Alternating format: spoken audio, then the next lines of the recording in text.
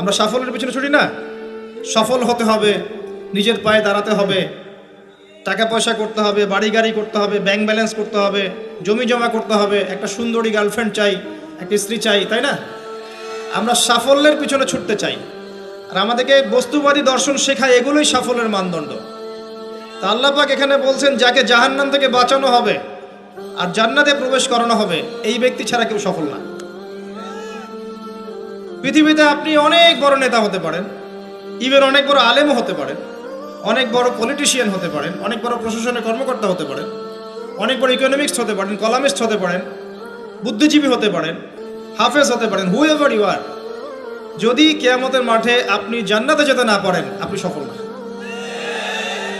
আর পৃথিবীতে যে মানুষ মুদির দোকান করছে, ভ্যান চালাচ্ছে, রিক্সা চালাচ্ছে, বারবার সেলুনে কাজ করে, কৃষক কৃষি কাজ করে, যাদেরকে মানুষ চেনেও না, ইমান আছে, 5 ওয়াক্ত নামাজ পড়ে, ছেঁড়া কাপড় পরে থাকে, এত মান মর্যাদা নাই, ভাইরাল না, মানুষ চিনে না, গভীর রাত্রে তাহাজ্জুদ পড়ে, দেখবেন এই ব্যক্তি যদি কিয়ামতের মাঠে জান্নাতে চলে যায়, এই ব্যক্তি আমার চেয়ে সফল, কোনো সন্দেহ নাই।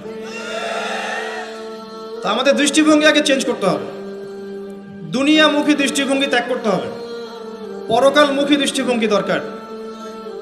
নবী সাল্লাল্লাহু আলাইহি সাল্লাম সাহাবায়ে কেরামের ভিতরে এই পরিবর্তন নিয়ে এসেছিলেন, তাদেরকে আল্লাহমুখী করেছেন, আল্লাহমুখী। যখন তারা আল্লাহমুখী হয়ে গেছেন, তখন দুনিয়া তাদের কাছে তুচ্ছ হয়ে গেছে। দুনিয়ার কষ্ট সহ্য করে নিয়েছেন, দুনিয়ার ভোগ বিলাস ত্যাগ করে দিয়েছেন, দুনিয়াকে সর্বোচ্চ প্রাধান্য দেননি, হাজত বা প্রয়োজন মনে করেছেন। দুনিয়ার সব কাজ করেছেন শুধু আল্লাহ সন্তুষ্টির জন্য।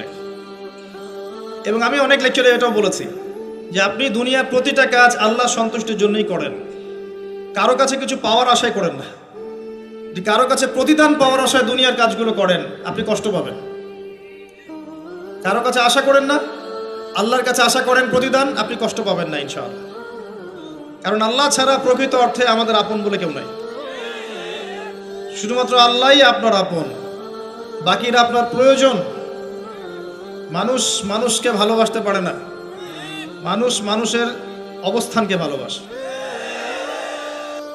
আল্লাহ রাব্বুল আলামিন এই পৃথিবীর সবচেয়ে সুখী মানুষটাকে, এই পৃথিবীতে যার কোনো দুঃখ কষ্ট কিচ্ছু ছিল না, এই মানুষটাকে ডেকে নিয়ে আসবেন, ডেকে নিয়ে এসে জাহান্নামে ঢুকাবেন 1 মুহূর্ত সময়ের জন্য, ধরেন 1 সেকেন্ড বা 1 ন্যানো সেকেন্ড, এরপরে বের করে নিয়ে আসবেন।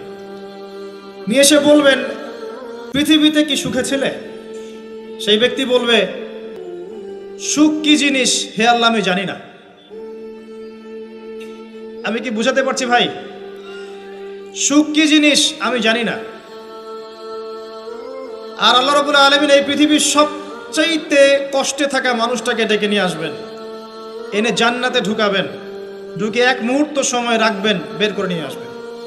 বলবেন, পৃথিবীতে কষ্টে ছিলে? সেই বান্দা বলবে, কষ্ট কি জিনিস আল্লাহ আমি জানি না। এটাই সেই আয়াতের ব্যাখ্যা বলা যায়।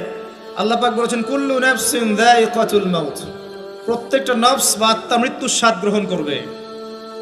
ফাইন্নামা তুওয়াফাউনা উজুরাকুম ইয়াওমাল কিয়ামাহ, কিয়ামতের মাঠে তোমাদের পূর্ণ প্রতিদান দেয়া হবে। ওই দিন ফামান যুহজিহা আনিন নার ওয়া উদখিলাল জান্নাহ ফাকাদ ফাজ, সেদিন যাকে আল্লাহ পাক জাহান্নাম থেকে বাঁচাবেন, জান্নাতে প্রবেশ করাবেন, একমাত্র সে ব্যক্তি সফল, আর কেউ সফল নয়। এই আয়াতটা হচ্ছে দ্য ডেফিনেশন অফ সাকসেস, যার পিছনে আমরা ছুটছি। এটা আপনারা হারে হারে ফিল করবেন যত দিন যাবে, দেখবেন এটা আখিরুজ জামান, এটা আখিরুজ জামান, শেষ জামানা চলছে। এখন ফিতনাগুলো এমনভাবে পড়তে থাকবে যেন একটা মালা ছিঁড়ে দিলে পুঁথিগুলো যেমন টপটপ করে পড়ে যায়, এইভাবে ফিতনাগুলো আসতে থাকবে।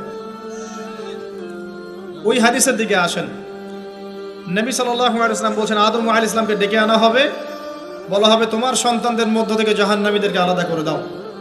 আল্লাহ পাক বলবেন, প্রতি 1099 জনকে আলাদা করে দাও, একজন জান্নাতে যাচ্ছে প্রতি 1000-এ। কিন্তু listen to me very carefully, কিন্তু আল্লাহ পাক সূরা নিসা একটা কথা বলেছেন, ইন্নাল্লাহা লা ইয়াগফিরু আন ইউশরাকা বিহি ওয়া ইয়াগফিরু মা দুনা যালিকা লিমান ইয়াশা। আল্লাহ রাব্বুল আলামিন তার সাথে শিরকের গুনাহ ছাড়া অন্য যে কোনো